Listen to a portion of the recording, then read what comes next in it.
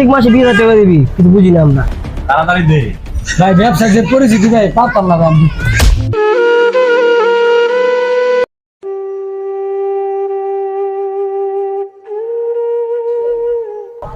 কেউ ভাই এই মাসে 14 তারিখ হয়ে গেল, আন পর্যন্ত দোকান ভাড়া দিলেন না।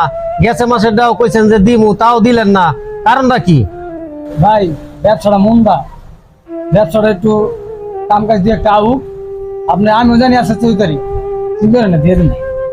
আচ্ছা দিয়ে দিয়েন, আমার তো গ্যাস কারেন্ট বিল যেমন লাগে একটু চালু করে দিয়ে দিয়েন। ব্যবসা তো ভালোই করতাছস, শুনলাম তো ভালোটা ইনকাম করস। ভাই আইছে, ভাইটা দে। কি দেবো ভাই? বুঝ নাকি দিবি ভাই, সালামি দে। ভাই ব্যবসা যে পরিস্থিতি, আমরা চলতে সমস্যা হয়ে যাচ্ছে।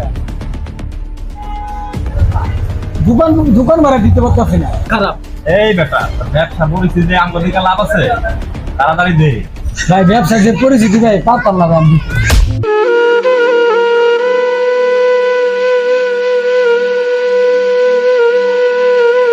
প্রত্যেক মাসে 20,000 টাকা দিবি, কিছু বুঝি না আমরা। এই থাম, তুই কি দিবি নাকি আমার খেলা শুরু করে দিমু? ক কি কস?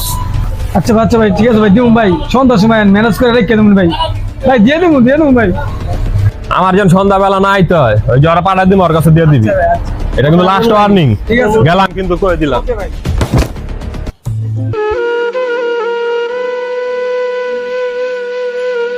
কেউ ভাই হেরা দি টাকা চাইলো, আপনি বললেন ম্যানেজ করে দিব না, তাহলে আমারটা ম্যানেজ করে দেন, আমিও চলি। কি করুন ভাই, আমার বাল বাচ্চা আছে, আমার যদি কিছু হয়ে যায় আমার বাল বাচ্চা ঢেতে হয়ে যাবে।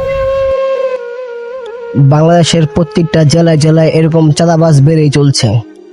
তাদের একটাই ডায়লগ, হয়তো চাঁদা দে, তা না হয়তো জীবন দে। তাই আসুন, আমাদের দেশ আমাদের রক্ষা করতে হবে। সবাই একজোট হই, যেখানে অন্যায় দেখব সেখানে লুকে দাঁড়াবো। আল্লাহ হাফেজ।